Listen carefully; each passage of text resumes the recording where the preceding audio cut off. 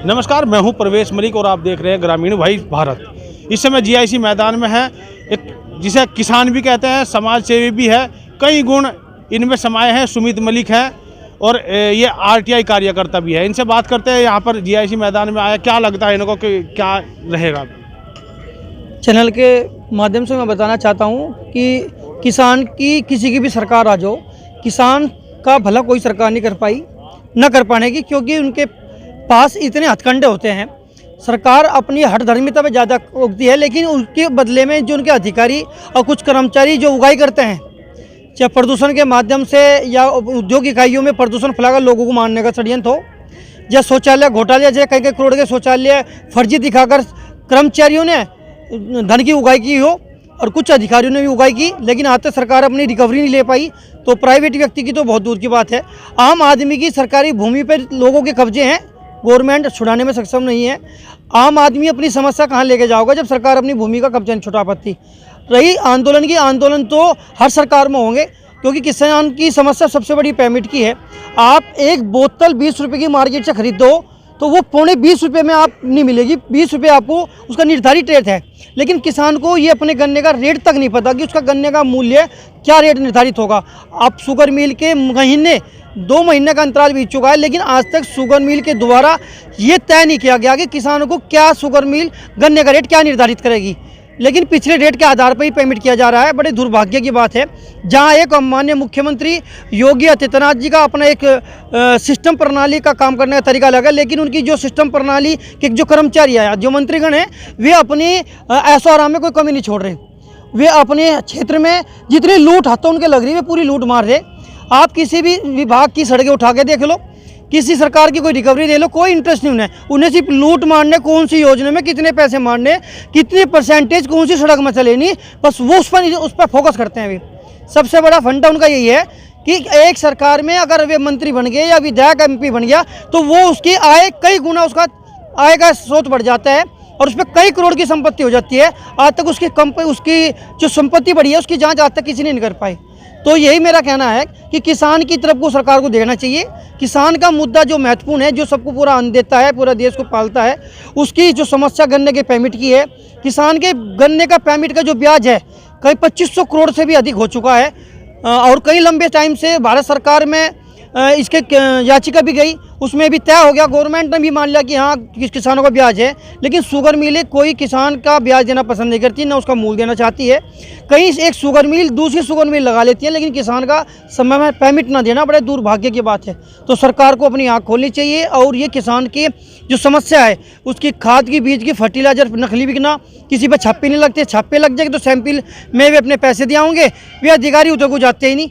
अगर नकली दवाई जनपद में बन रही है, नई नई फैक्ट्रियाँ जनपद में खुल रही है, उनकी फर्टिलाइजर की जो सैंपल भरे जाए, शासन से एक ऐसी टीम गठित हो जो सख्त कार्रवाई करे और उनकी धरपकड़ की जाए।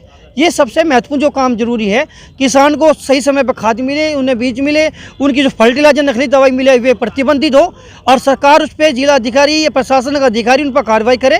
कुछ खाना पूर्ति जो अधिकारी करते हैं उनके ऊपर एक टीम गठित ऐसी होनी चाहिए, जो गलत रिपोर्ट देते हैं उनके ऊपर भी एक्शन होना चाहिए। ये मेरी सबसे महत्वपूर्ण डिमांड है।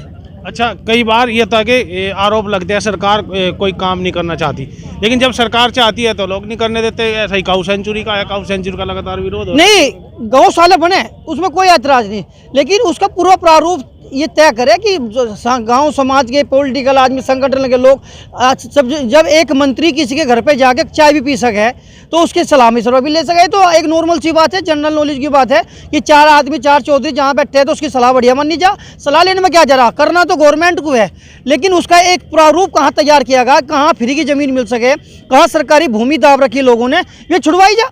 अगर आप पे सरकारी ज़मीन नहीं छूट रही तो प्राइवेट ज़मीन में 2 चीज़ के अगर आप खोल लोगे तो उसे पैसे दो, तो सीधा सा फंड है। पहले तो गवर्नमेंट पे कई हजार बीघा भूमि गवर्नमेंट पे अलग अलग गांव में कई 100 बीघे जमीन पड़ी, 500, 600, 800। आप ग्राम पीनमा मान के देख लो, आप 700-800 बीघे सरकारी जमीन खाली पड़ी जो ग्राम पंचायत की भूमि है, लेकिन लोगों ने कब्जे कर रखे। तो गवर्नमेंट अपनी भूमि खाली करावे, उसमें गौशाला खोल ले, कौन मना कर रहा? आप किसी प्राइवेट भूमि क्यों बेचारे को किसान से उसे बेकिसान बना रहे? किसान को किसान की भूमि पर रहने दो। अगर सरकारी भूमि सरकार की है, लोगों पे उसे खाली कराओ, जाओ कितना भी दमक प्रभावशाली हो, इस सरकार में दबंगताई तो किसी की चलती नहीं, लेकिन गवर्नमेंट अपनी भूमि खाली कराकर गौशाला एक अच्छी गौशाला बनावे। और जो वर्तमान में जो गौशाला बन रही उनका इतिहास उठा कर देख लो, 2 बार तो मैं भर्ती करवाया गौशाला में, पुरगाजी गौशाला में मैंने पशु भिजवाए पिन्ना के, आपके बहादुरपुर वाली में भिजवाए। वहाँ आज डाटा उठा कर देख लो कितने अधिकारियों के दोबारा लिखा पढ़ी हो गया पशु गए थे, और आज वो पशु वहाँ मौजूद है या नहीं है, सब गायब है वहाँ से। क्या लगता है 30 रुपए में कहाँ छक लगी? नहीं, 30 रुपए में सरकार को इस पर सोचना चाहिए, सरकार को ये तय करना चाहिए कि 30 रुपए में एक गाय का चारा कैसे खा सके।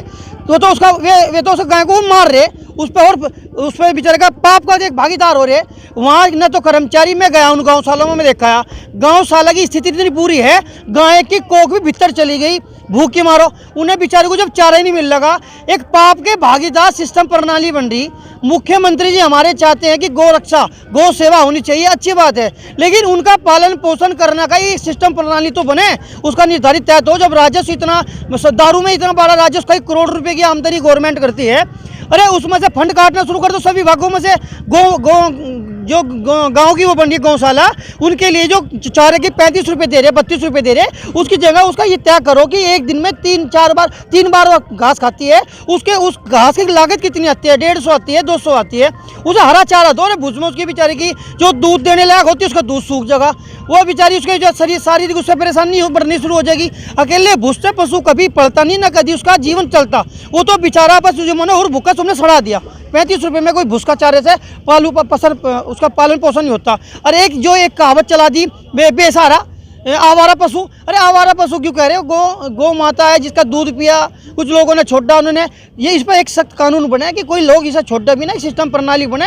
गौशाले में जाओ, उसकी रसीद कटवाओ, अगर आप उसका पालन पोषण नहीं हो रहा गौशाले में रसीद कटवाओ, उसका निर्धारित सिस्टम बने, ताकि जो दुर्गति हो रही पशु की वजह से, जो लोगों की फसलों का नष्ट हो रहा, उनसे बचे। जो कांटे, जो तार बिंद रहे, तारों की वजह से घायल हो रही, सड़कों पर एक्सीडेंट हो रही, बड़े जो पुराने कुएं थे उनमें गिर के मौत हो रही उनकी, ये एक पाप के भागीदार सरकार बनने जा रही। उसे इस पाप के भागीदारी से बचने के लिए सबसे अच्छा तरीका है उनके खाने की व्यवस्था। हर ग्राम पंचायत में और गौशाला खुल गई तो कहीं बड़ी सेंचुरी की गौशाला की भी जरूरत नहीं पड़ने की। सेंचुरी गौशाला बना दियो, और मैं आपको फिर अगले महीने हर गांव के अंदर पशु दिखाऊंगा जो बेसहारा गौवंश बेचारे दुखी हुए फिरते हैं, उनके कोई पालन पोषण नहीं करता। तो सबसे अच्छा निर्धारित समय, सबसे विश्व बेस्ट फंड तो यह है कि हर ग्राम पंचायत में एक प्रधान के द्वारा, ग्राम पंचायत की भूमि खाली है उसमें वही गौशाला बने, और उसकी देखरेख हर गांव के पशु की, और गांव का प्रधान के अंडर में हो। उसका पैसा गवर्नमेंट प्रधान की निधि में दे, तो तब उसका पालन पोषण हो सके। सेंचुरी से कुछ नहीं हो पाने का। जैसे महंगाई का इस समय जमाना चल रहा, महंगाई काफ़ी चल रही, और दुधारू पशु आदमी रख सकता है, रखता भी है। अगर गाय ने बछड़ा दे दिया उसे लोग छोड़ते हैं, चलो वो चीज़ गलत है, लेकिन उस बछड़े का करेगा क्या? पहले किसान उस बछड़े को बेच लेता था और उसके घर में काम आ जाता, लेकिन अब वो ज़बरदस्ती चोरी छुपे छोड़ रहा, वो सांड बन रहे। तो उसका समाधान क्या है? समाधान अभी सरकार ने एक बीज नया तैयार करा कि गौ माता को जो आप नया वोट करवाओगे तो उसमें बच्चे ही पैदा होगी, तो उसे उन्होंने इतना महंगा बेचना शुरू कर दिया, तो लोग बागू लेने से डर गए। अरे वो फ्री कर दो ना, फ्री कोस्ट कर दो कि आप जितने भी आप सरकारी डिपार्टमेंट के पशु चिकित्सालय हैं उसमें फ्री कर दो कि जो भी आप उसका नया बीज रखवाओगे तो वो बच्चियाँ होगी, अच्छी नस्ल की होगी, फ्री कर दो। आपको ये सिस्टम आने वाले समय में खत्म हो जाएगा। इतनी अच्छी नस्ल पैदा होगी तो दुधारू गाय बनेगी, और निश्चित रूप से आदमी उसका एक इंटरेस्ट बढ़ेगा, उसका एक आमदनी का स्रोत बढ़ेगा। लेकिन 20 रुपये 25 रुपये का रेट तो दूध का, और 20 रुपये बोतल के पानी का, तो दूध की तो बकत ही नहीं रखी। सरकार को हर गाँव में एक सरकारी डेयरी बनानी चाहिए, जिसमें ग्रामीण क्षेत्र में एक छोटा सा भी किसान जो अपने पशु के द्वारा दूध बेचकर अपना पालन पोषण भी करता है, उसके घर का भी खर्चा चलता है, तो उसके दूध की एक अच्छी व्यवस्था बनना चाहिए, अच्छी उसके रेट हो, और एक अच्छी जो नई नस्ल की नई दुधारू गाय के नई जो बीज गवर्नमेंट ये कह रही है कि हम बच्चे ही पैदा होगी। अभी एक माननीय मंत्री जी ने भी कहा था, तो लेकिन उसकी कॉस्ट इतनी कर दी, कई हज़ारों रुपये में उसकी कॉस्ट कर दी, हर आदमी उसे लेने में सक्षम नहीं है। इसलिए कालाबाजारी खत्म हो और फ्री कॉस्ट वो बीज की सुविधा कराई जाए, और अच्छी नस्ल होगी तो निश्चित रूप से जो ये गाय बछड़े जो ये घूम रहे हैं, जब ना अच्छी नस्ल होगी तो लोग बाग इंटरेस्ट लगे उनके पशुओं को, उनके जो बछड़े उनकी बच्चियाँ होगी उनमें फिर इंटरेस्ट पालने में लगेंगे, और दूध का भी रेट बने, गवर्नमेंट सरकारी डेयरी बनावे और उसका एक अच्छा स्रोत बनावे, उसके पालन पोषण भी करे, और किसानों को ही काय का स्रोत बनेगा दूध का माध्यम से, एक अच्छा शुद्ध दूध सबको मिले। और जो आज ये मावे मिले नकली, किसी के यहाँ छापा नहीं लगता, सब जो भी जा अधिकारी को पैसे देकर चला गया, फाइल बंद हो जा, तो बड़ा दुर्भाग्य है चीज़ है। ये थे सुमित मलिक और देखते रहिए ग्रामीण वॉइस भारत।